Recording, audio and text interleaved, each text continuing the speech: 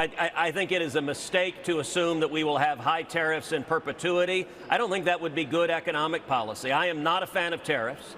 And the announcement yesterday, look, time is going to tell in the next month or two or three what happens. If the result of yesterday's announcement is a lot of our trading partners across the globe dramatically reduce the tariffs they charge on U.S. goods and services, and the consequence of that is the U.S. government dramatically cuts the tariffs that were announced yesterday, that would be a great outcome. That would be good for America. If the result is our trading partners jack up their tariffs and we have high tariffs everywhere, I think that is a bad outcome for America. Tariffs are a tax on consumers, and I'm not a fan of jacking up taxes on American consumers. So my hope is these tariffs are short-lived and they serve as leverage to lower tariffs across the globe. Donald Trump's presidency has completely fallen apart. It is over. It is a disaster, and there is no way it will ever recover. It will only get worse from here. I know it, you know it, and even Donald Trump knows it. He knows he has completely failed. He knows his approval rating has tanked. He knows that it is over for him. So much so that he even is now screaming it on late. Night calls about how upset he is. And we are going to get into those leaked calls. But before we do, if I could quickly ask you to leave a like on this video, and if you haven't already and you enjoy our channel, to hit that subscribe button. It goes a long way, and it really does mean a lot to me. Now, there are a couple of reasons why Donald Trump knows. His presidency has absolutely flopped and people hate him. So we are going to get into those for a little bit of context. Before we get to this breaking leaked story, first, let's start with the person who called. Donald Trump, out in the most brutal way today. That was Mark Carney. The global economy is fundamentally different today than it was yesterday. The system of global trade anchored on the United States that Canada has relied on since the end of the Second World War, a system that, while not perfect, has helped to deliver prosperity for our country for decades, is over. Our old relationship of steadily deepening integration with the United States is over. The 80-year period when the United States embraced the mantle of global economic leadership, when it forged alliances rooted in trust and mutual respect, and championed the free and open exchange of goods and services, is over. Well, this is a tragedy. It is also the new reality. We must respond with both purpose and force. We are a free, sovereign, and ambitious country. We are masters in our own home. Things in the global order have changed drastically. Donald Trump said these tariffs were being imposed because Canada was a national security threat to us. A complete lie about fentanyl that anyone with a little bit of common sense knows. But now, Donald Trump has created a national security threat. We are losing our allies, we're losing them in trade, and they're partnering up with China. That is a real threat that Donald Trump has created. It has gotten so bad at this point that even Donald Trump's most loyal stooges are turning on him and calling out how disastrous this plan is. Just take a listen to Ted Cruz right here. Look, I think it is a mistake to assume that we will have high tariffs in perpetuity. I don't think that would be good economic policy. I am not a fan of tariffs.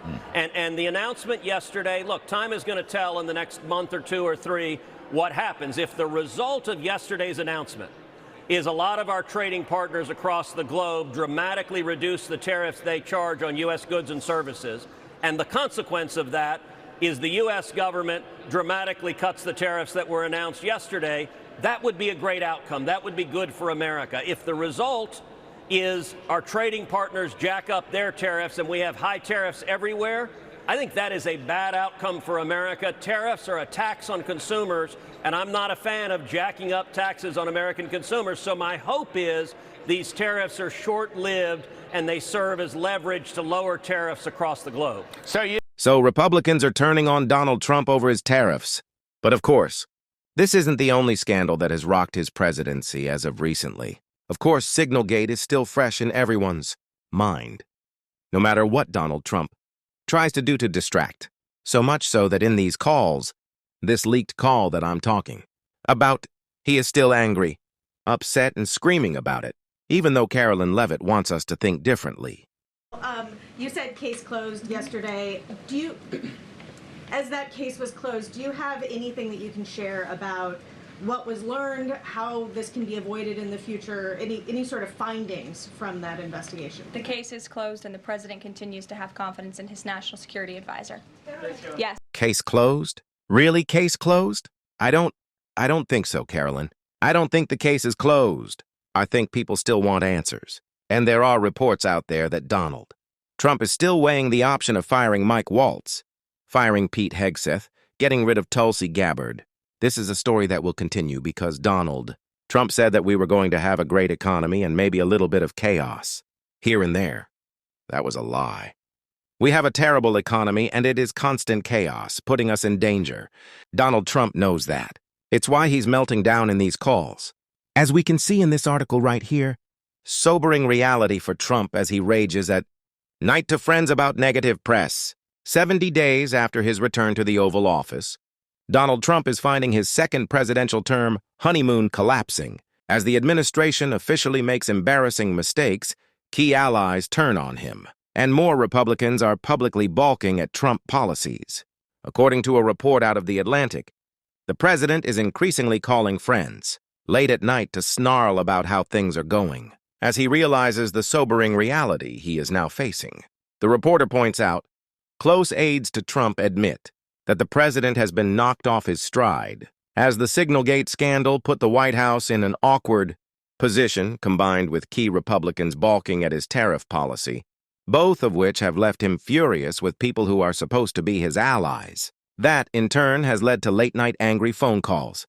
According to the reporter, Trump has recently taken to phoning allies late at night to complain about a series of negative stories. According to the outside ally and another person who has received such calls, he remains angry at National Security Advisor Mike Waltz for inadvertently adding Jeffrey Goldberg, the editor-in-chief of The Atlantic, to a Signal chat about the attack plans to strike Houthi rebels in Yemen. He has resisted firing Waltz so as to not be seen as giving in to the media, though he has fumed about Waltz having Goldberg's number in his phone. Add to that, he is angry that his bold move to end the wars in Gaza and Ukraine has floundered, as attacks have increased instead of tailing off.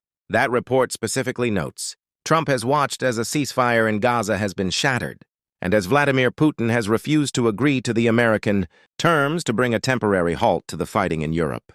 The report adds that Trump was initially pleased with reports on his showy deportations of immigrants to El Salvador, but he was annoyed that friendly media voices, including Joe Rogan, questioned a lack of due process, and that the right-wing pundit Ann Coulter openly booed at the arrest of a Columbia University graduate student who led pro-Palestine protests.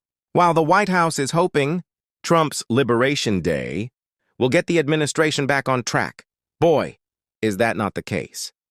One GOP strategist told this reporter, recessions and inflation are politically devastating for any president. Trump is risking both with his trade wars, so it's understandably making his allies extremely nervous. It is all falling apart for Donald Trump, and he knows it. Every decision he makes is tragic. Everything he does backfires. This presidency is the worst we have ever seen, and we have already seen a Donald Trump presidency. He knows it, and his tariffs are only making things worse. And Lawrence O'Donnell did a great report on that I want to check out right here. Back in the 20th century, a nerdy right-wing Republican in Washington who never held elected office named Grover Norquist bent the entire Republican Party in Washington to his will. It was pathetic to watch. In effect, he forced them to sign a pledge to never vote for an increase in taxes of any kind.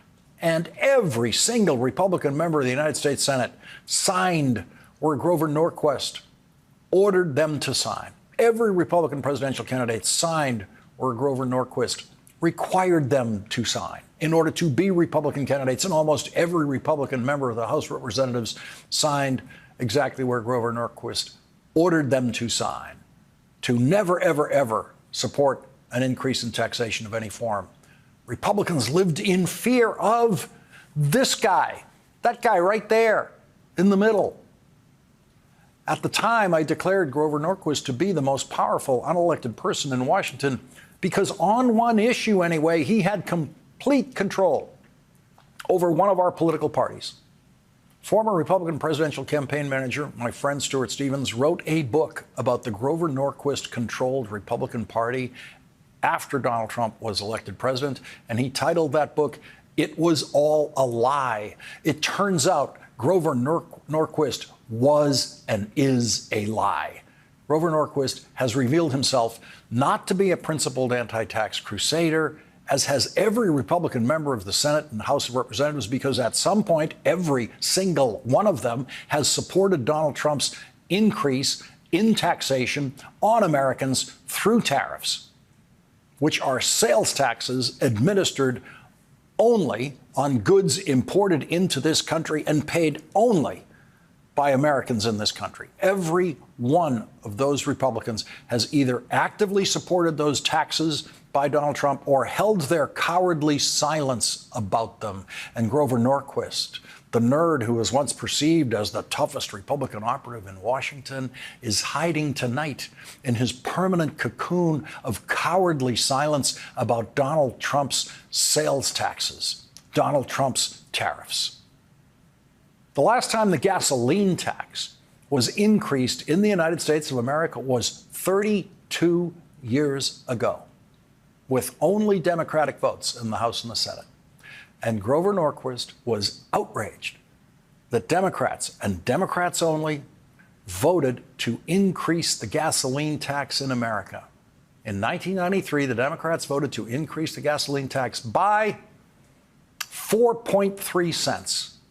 And Grover Norquist screamed at the top of his histrionic anti-tax lungs about what a horrible burden an additional 4.3 cents a gallon of gasoline would be in America, what burden it would be for American drivers. And I'll never forget that outrage about the 4.3 cent increase in the gasoline tax, because I was working in the United States Senate at the time as the chief of staff of the Senate Finance Committee, and I personally negotiated that number, 4.3 cents, with the staff of a Democratic senator who was the final holdout on the gas tax increase, the final vote that we needed to get it through the committee. We actually started off by trying to increase it by a dime, but in the desperate last-minute negotiations to get that final vote in the Senate Finance Committee, the most I could get was 4.3 cents, which at the time was roughly a 2% increase in the cost of a gallon of gasoline, 2%. And Grover Norquist went crazy. And every Republican in the Senate and the House, including Mitch McConnell then in the Senate, claimed that the Democrats were crushing the American consumer with that increase in the gasoline tax, 4.3 cents. Newt Gingrich used it in his insurgent campaign to win control of the House of Representatives for Republicans in the next election for the first time in 40 years. And tonight, Newt Gingrich supports 54% sales taxes that Donald Trump is imposing, and 25% sales taxes that Donald Trump is imposing, and 10% sales taxes that Donald Trump is imposing on everything the United States of America imports from anywhere in the world. That 4.3 cent increase in the gasoline tax in 1993 was part of a complex deficit reduction legislation bill, huge bill, signed by President Clinton that included spending cuts and tax increases aimed at reducing the deficit, which is exactly what it successfully did. It was at the time the biggest tax increase in history, but that record has been broken. Broken by Donald Trump. It is no surprise that Donald Trump is once again crashing the economy. It is the only thing he did successfully in his first term. If Donald Trump was trying to screw us over, then he was successful. If he's trying to screw us over again, now, I guess you've got to hand it to him. He's good at crashing economies. He said he didn't want to be Herbert Hoover, but that is exactly what he is. Hopefully that means we get Democratic FDR in 2028 after this. But it is all a disaster. Clearly Trump knows it, and we do too. That's why we have to call him out every single day. And if you want to support that, as always, you can hit that subscribe button, leave a like on this video, and if you stuck around to the end, you can drop a blue heart in the comments. And if you haven't already, I would love for you to check out my interview with Senator Cory Booker. It's going to be either here or there. Take a look. And until next time, I'll see you soon